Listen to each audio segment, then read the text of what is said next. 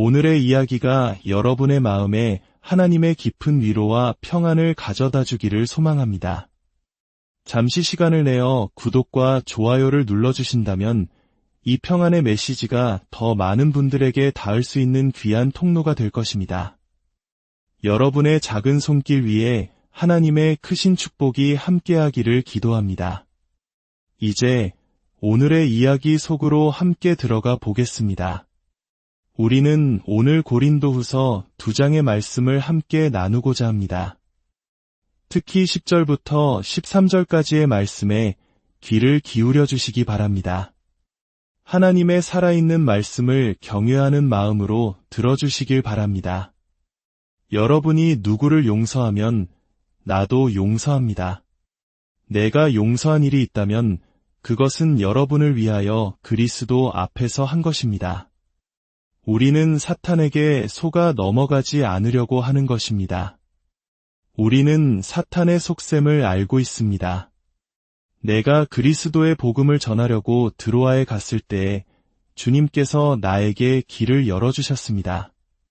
그러나 나는 내 형제 디도를 만나지 못하였으므로 마음이 편하지 못하였습니다.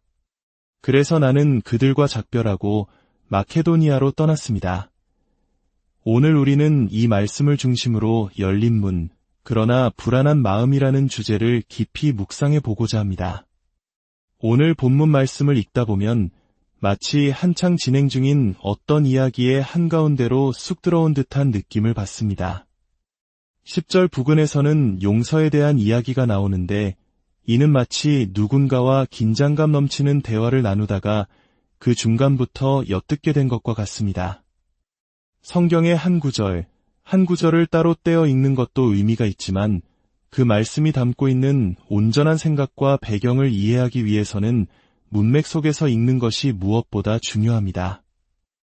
어떤 배경 없이 읽는 성경 구절은 자칫 오해의 빌미가 될 수 있기 때문입니다. 사도 바울은 지금 그가 세웠던 가장 중요하고도 특별한 교회 중 하나인 고린도 교회에 편지를 쓰고 있습니다.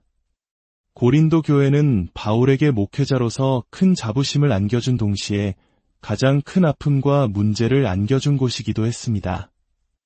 바울은 이 교회를 향한 깊은 애정을 가지고 있었습니다. 당시 로마 세계 전역에 예수 그리스도의 복음을 전파했던 위대한 사도 바울에게 편애하는 교회가 있었을까 싶지만 그는 분명 어떤 교회가 다른 교회보다 복음 전파에 있어 전략적으로 더 중요한 위치에 있다는 것을 알고 있었습니다. 이는 어떤 사람이 다른 사람보다 더 가치 있다는 의미가 아닙니다. 이 자리에 함께한 우리 모두는 각자 독특하게 어렵고 또 독특하게 놀라운 상황 속에 놓여 있습니다. 잠시 전 우리가 같은 하나님을 찬양했지만 그 찬양의 이유는 저마다 달랐을 것입니다. 어떤 이는 그저 자신의 잘못이 들키지 않은 것에 감사하며 찬양했을 수도 있고 또 다른 이는 고난 속에서 붙들어 주신 은혜에 감사하며 찬양했을 것입니다. 하나님은 우리 각자의 상황을 정확히 알고 계십니다. 고린도는 바로 그런 전략적으로 중요한 도시였습니다. 마치 오늘날의 부산이나 인천처럼 고린도는 고대 세계의 중요한 항구 도시이자 국제적인 대도시였습니다. 문화와 상업이 번성했고 수많은 사람이 오고 가는 교통의 요충지였습니다.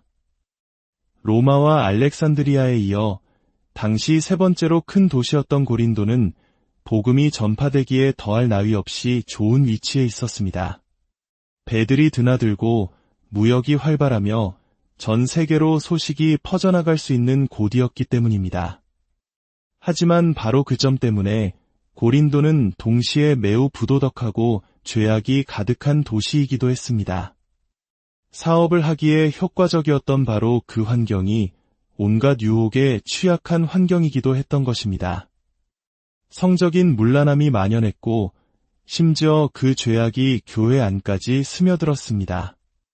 바울이 18개월이나 머물며 복음을 전했지만 그들 안에 깊이 뿌리 박힌 우상숭배와 탐욕, 음란의 영을 모두 뽑아내지는 못했습니다. 심지어 그들은 주님의 성찬식에 사용하는 포도주에 취할 정도로 타락하기도 했습니다. 바울은 자신에게 너무나 중요한 이 사람들에게 깊은 상처를 받았습니다. 사실 우리가 깊이 투자하고 사랑하지 않은 사람에게서는 깊은 상처를 받을 수 없습니다. 내가 당신을 미워할 수 있다는 것은 역설적으로 내가 당신을 그만큼 사랑했다는 증거이기도 합니다. 전혀 관심 없는 사람에게는 미움이라는 감정조차 생기지 않습니다. 그저 무시하거나 짜증을 낼 수는 있어도 사랑 없이는 미워할 수 없는 것입니다. 바울이 고린도 교회를 미워했다는 것이 아닙니다. 그들과의 관계가 그에게 개인적으로 그리고 복음 사역 전체에 너무나 중요했기 때문에 그 아픔이 더 컸던 것입니다. 우리는 바울이 고린도 교회에 보낸 편지들을 통해 다른 어떤 서신서에서보다 그의 인간적인 고뇌와 내면을 깊이 들여다볼 수 있습니다. 믿음으로 의롭게 된다는 위대한 신학적 교리를 이해하려면 로마서를 읽어야 하지만 하나님과의 관계뿐만 아니라 사람들과의 관계 속에서 고뇌하는 사도 바울의 마음을 보려면 고린도서를 읽어야 합니다. 하나님 앞에서 그토록 강하고 위대했던 바울도 여전히 사람들과의 깨어진 관계 속에서 아파했고 바로 그 깨어진 관계를 통해 하나님은 복음이 온 땅에 전파되게 하셨다는 사실은 우리에게 큰 위로를 줍니다. 오늘 본문은 바로 이 모든 배경 속에서 시작됩니다. 오랜 갈등과 상처 끝에 바울은 결단합니다. 내가 여러분을 용서해야겠습니다. 그는 옳고 그름을 따지는 것보다 관계를 회복하고 앞으로 나아가는 것이 더 중요하다고 말합니다. 왜냐하면 이 관계의 막힘이 복음의 흐름을 막고 있었기 때문입니다. 바울은 말합니다. 내가 그리스도의 복음을 전하려고 드로아에 갔을 때에 주님께서 나에게 길을 열어주셨습니다. 그러나 나는 마음이 편하지 못하였습니다. 이방인을 위한 신약교회의 위대한 개척자였던 바울이 지금 고백하고 있는 것입니다. 하나님께서 내게 엄청난 기회를 주셨지만 내 마음에는 평안이 없었습니다. 여러분, 우리도 그렇지 않습니까? 하나님께서 우리를 얼마나 많은 문으로 인도하셨습니까? 우리가 결코 얻을 자격도 없고 어떻게 여기까지 왔는지도 모를 놀라운 자리로 우리를 이끌어주신 경험이 얼마나 많습니까? 우리의 성공조차도 하나님께서 우리를 어떻게 그 자리에 두셨는지에 달려 있습니다. 고린도가 중요했던 이유는 지중해 옆에 위치해 있었기 때문입니다. 만약 하나님께서 고린도를 받아 옆에 두지 않으셨다면 그곳은 결코 중요한 항구 도시가 될 수 없었을 것입니다. 우리는 때로 우리가 성취한 것들에 대해 교만해지지만 하나님께서 지혜를 주지 않으셨다면, 힘을 주지 않으셨다면, 기회를 주지 않으셨다면 우리는 아무것도 할 수 없었음을 기억해야 합니다. 그래서 바울은 그리고 우리 또한 이렇게 고백할 수 있습니다. 주님께서 나를 위해 문을 열어주셨습니다. 내가 지금 누리는 이 축복에 대해 질투하지 마십시오. 주님께서 이 문들을 열어주셨습니다. 하나님께서 열어주신 문을 아는 것에는 놀라운 자유함이 있습니다. 하나님께서 이 관계 속으로 나를 인도하셨다는 것을 아는 것은 얼마나 큰 기쁨인지 모릅니다. 반대로 하나님께서 원치 않으시는 관계 속에 억지로 들어가면 우리는 그 관계 내내 가면을 쓴 채 상대방에게 사랑받으려 애써야 합니다. 상대의 인정을 얻기 위해 나 자신과 타협해야 했다면 우리가 진정으로 얻은 것은 무엇일까요?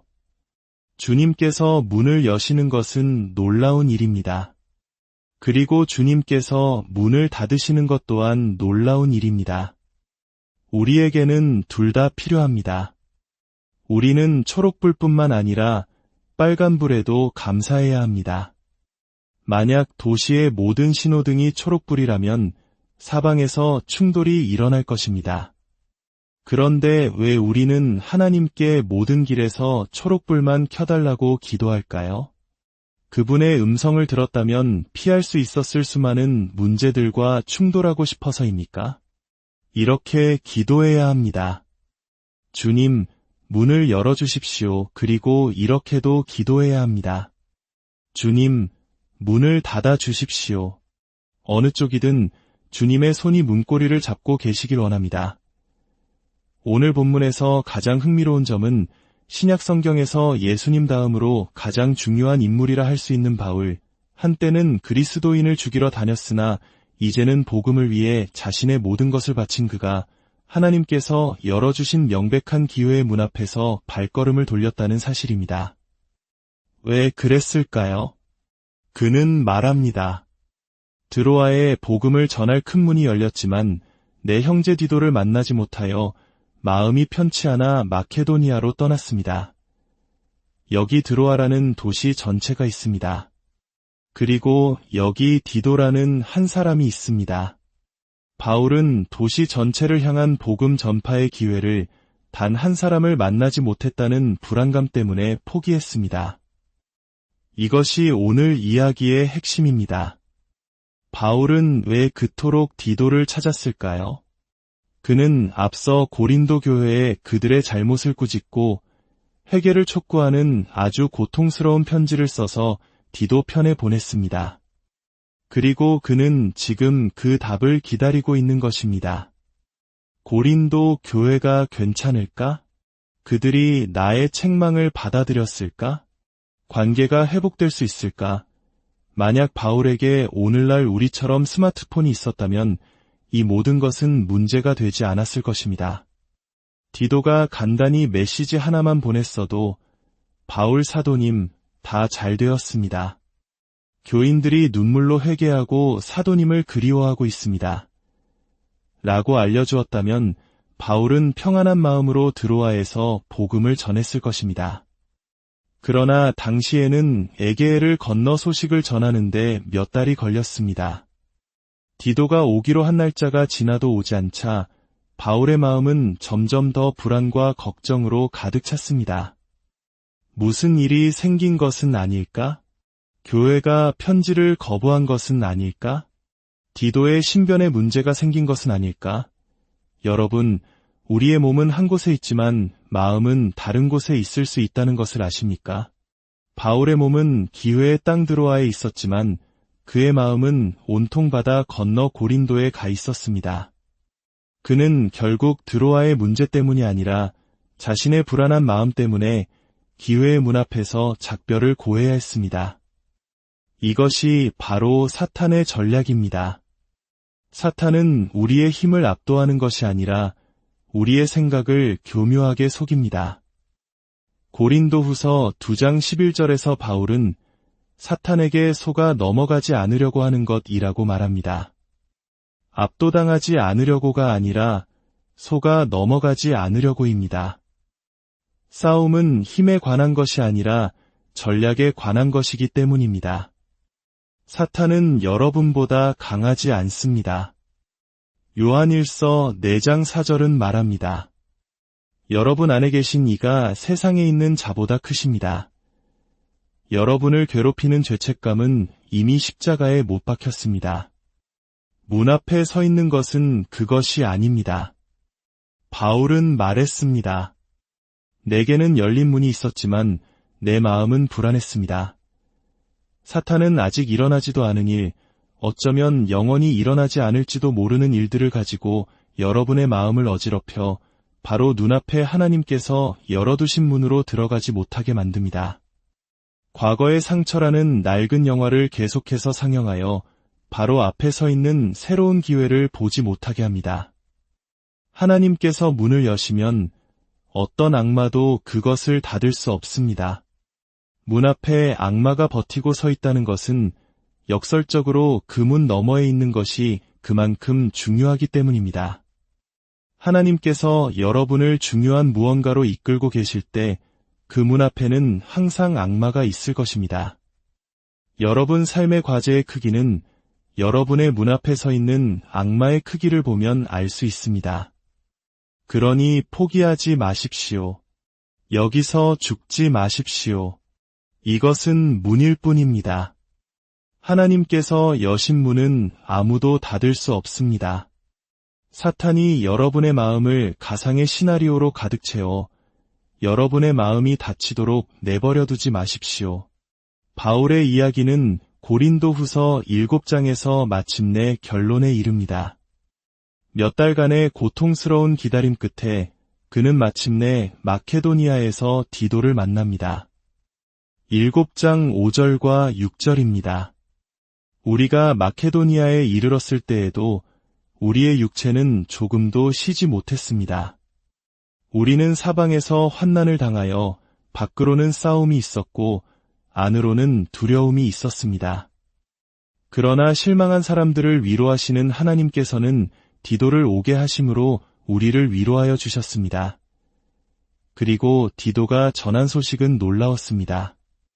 고린도 교회가 바울의 편지를 받고 깊이 뉘우쳤으며 그를 향한 간절한 그리움과 열정적인 마음으로 가득 차 있다는 것이었습니다. 바울의 기쁨은 그 어느 때보다 컸습니다. 몇 달 동안 바울을 괴롭혔던 그 모든 걱정과 불안은 사실 하나님께서 이미 완벽하게 해결해 놓으신 문제였습니다. 지금 여러분은 열린 문 앞에 서 있습니다.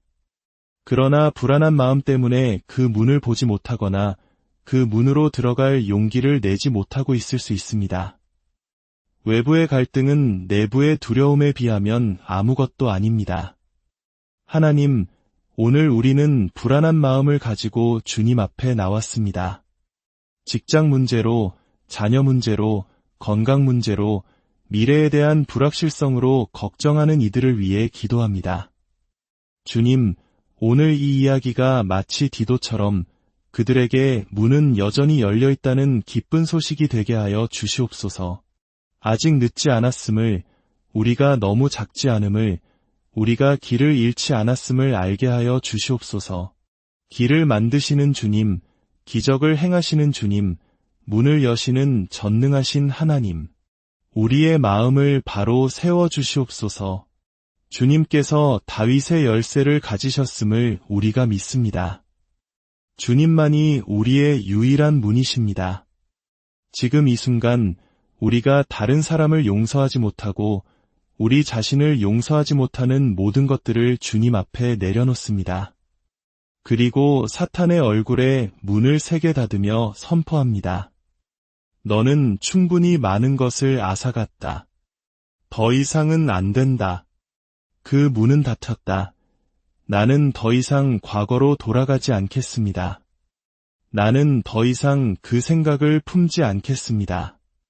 나는 앞으로 나아갈 것입니다. 내 앞에 열린 문이 있습니다. 나는 이 열린 문을 향해 작별을 고하는 것이 아니라 예수님의 이름으로 그 문을 통과할 것입니다. 바로 지금 구원의 문이 열려 있습니다. 너무 늦었다고, 너무 많은 죄를 지었다고, 너무 멀리 왔다고 생각했던 분이 계십니까? 그것은 사실이 아닙니다. 오늘이 바로 구원의 날입니다. 주님께서 문 앞에 서서 두드리십니다. 그분이 여러분의 마음에 들어가길 원하십니다. 마음을 다해 이 기도를 따라해 주십시오. 하늘에 계신 아버지, 저는 구원자가 필요한 죄인입니다. 저는 예수 그리스도께서 하나님의 아들이시며 세상의 구원자이심을 믿습니다. 오늘 저는 예수님을 제 삶의 주인으로 모십니다. 저의 죄를 사하시기 위해 죽으시고 저에게 생명을 주시기 위해 다시 살아나셨음을 믿습니다. 이 새로운 생명을 받습니다. 이것이 저의 새로운 시작입니다. 예수님의 이름으로